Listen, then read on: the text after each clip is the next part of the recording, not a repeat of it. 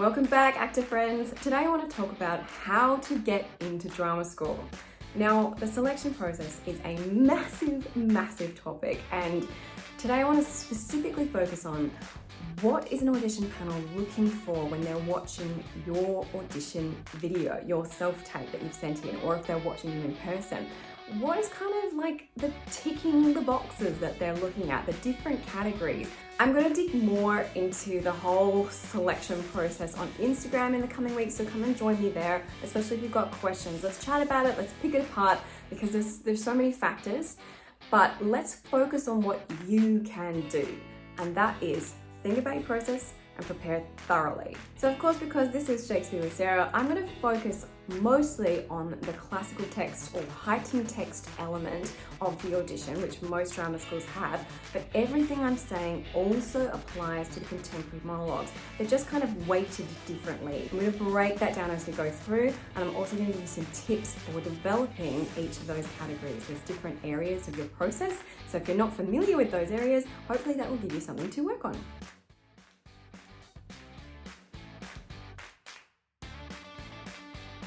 It's important to think why drama schools are actually asking you for contemporary monologue and a classical, heightened, or Shakespeare monologue as well. What are they learning from each?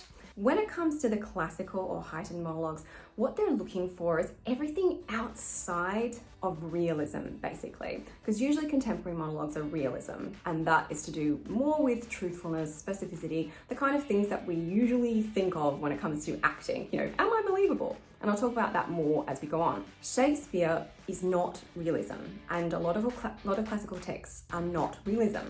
Now, if that is kind of blowing your mind, what I want you to do is please watch this video here, because it talks about where Shakespeare fits in terms of using believable acting, but also bringing out the language a bit more. That's really important if you've never handled Shakespeare before, so I'll link that in the description below. So when it comes to Shakespeare, classical texts or heightened text, what they're primarily looking at is going to be text. Actually, how do you handle text? So this is quite massive, and I divide it into two parts: analysis and delivery. So when I say analysis, I'm talking about textual analysis, and that can range from, did you read the play? Have you researched the era or the location that the play is set in? Do you understand the context of the monologue? Do you understand what the monologue is actually about, like the theme or message or the argument or the overall subtext? Do you understand what you're saying word by word? And have you done some rhythm and language analysis? My tip for developing this area, if that sounds kind of unfamiliar to you, is to think about not just what, but why. So often when we get Shakespeare and we think, oh my goodness, what does this mean? And this applies as well to contemporary monologues, but to a lesser extent. When we're thinking about what do these words mean, you need to go past that point and think about, why is this word there? Why this particular word? How does it make me feel? What does it sound like? What does it suggest to me? What does it make me think of? Do I relate to it in any other way? Does it remind me of anything? This is the kind of stuff you might have done in English class maybe when you were younger, but we kind of forget about it. And it applies to poetry, and this is why it's most applicable to these classical or heightened texts, where essentially you are doing poetry and each word is very important. So you have to get quite granular. Asking why is going to make you think differently about each word and how you deliver it, which leads us to delivery. So when it comes to delivery and Shakespeare, what we're talking about primarily is stressing, and that is basically which words do you emphasize and how. It is a huge topic and something that people spend a lot of time learning about. I will link another video for you below, because I haven't done any stressing videos yet, from another Shakespeare coach who is called The Shakespeare Coach on YouTube, and she has some useful stuff on stressing which can get you started. We're also talking about vocal technique, so looking at consonants, vowels, how does it come out of you, how do you utilize pitch, quality of your voice, all sorts of things that go into painting the picture of the text, and that also relates to imagery and how you handle imagery. And we're talking about your connection to the text. Do you connect to it in a truthful, emotional way, or are you just kind of a talking head? My tip when it comes to delivery is that if it's completely new to you to be thinking about vocal technique or stressing or any of this stuff, if anything I just said is just like, what are you talking about? Do a vocal warm-up before you practice and before your audition. A good vocal warm-up. And if you're not sure how to do that, YouTube is your friend, but especially tongue twisters, opening up your throat. If you're a singer, do some singing. It's really about opening yourself up and getting all the muscles ready to go, because that's going to do half, well, maybe not half, but a lot of the work for you. So if it's all unfamiliar and too much, a vocal warm-up is going to take you many, many steps on the way there. Well, I almost segued there into category 2, which is movement. Movement is actually really important when it comes to Shakespeare because we often get stuck in our heads. And I did a video about movement and Shakespeare, and so I'd really recommend that you go and have a watch of that, and that will give you the context for how to handle movement and Shakespeare. So what I mean here when I talk about movement is, are you connected to your body?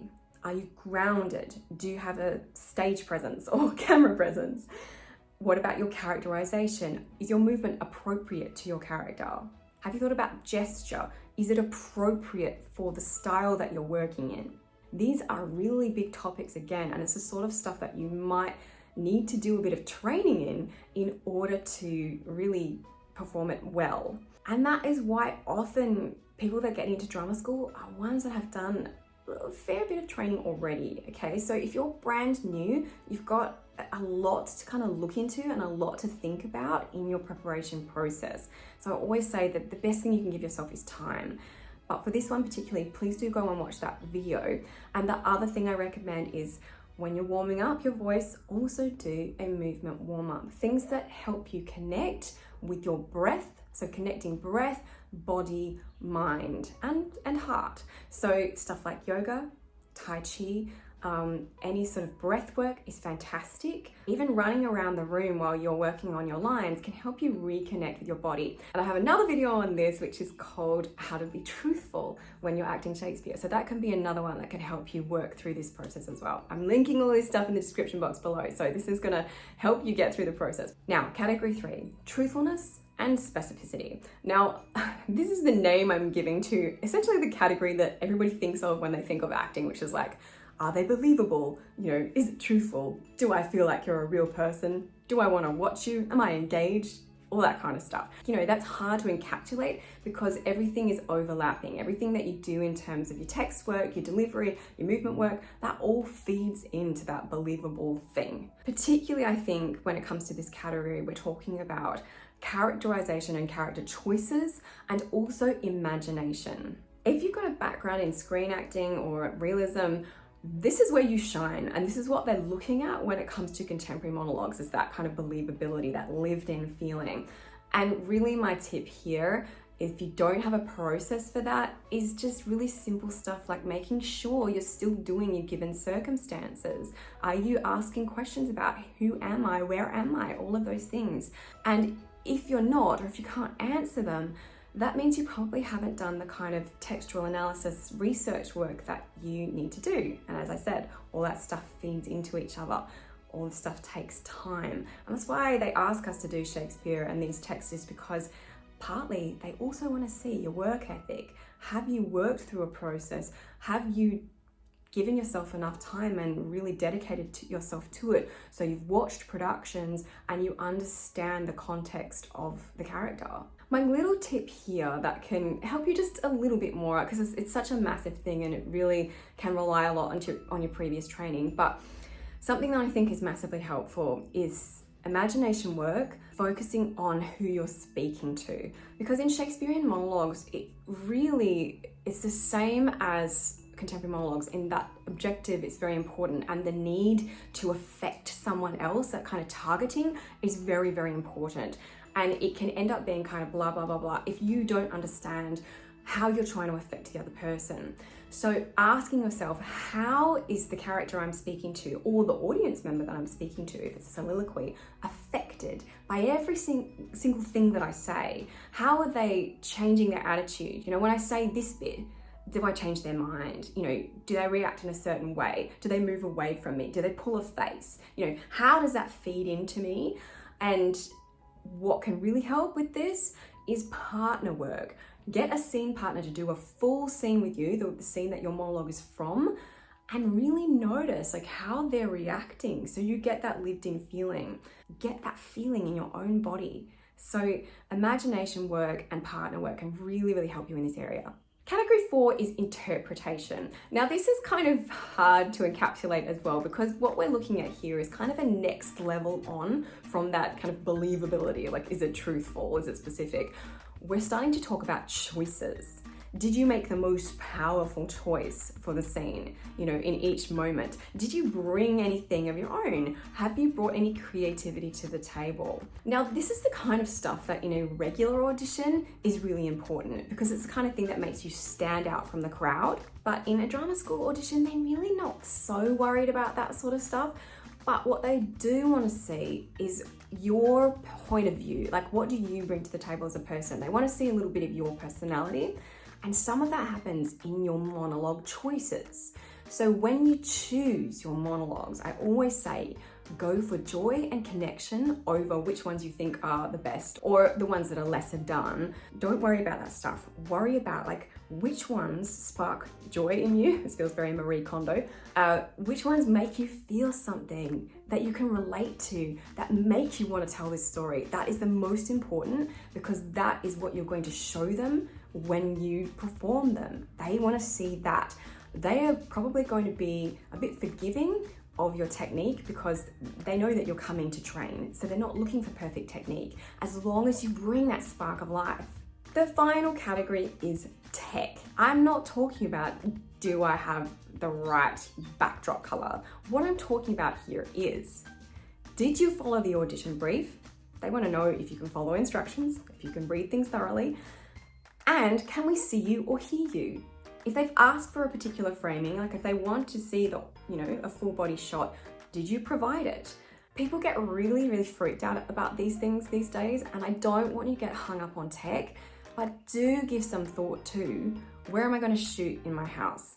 If it's possible for you to just, move a painting out of the way or push a couch to the side, do that, okay? Because they're not going to get mad at you because there's a couch in shot, but it's nice if they can just focus on you. So really try and find a blank wall with a reasonable amount of lighting, and just shoot at a time where there's not going to be barking dogs or kids screaming. Like that's all it is.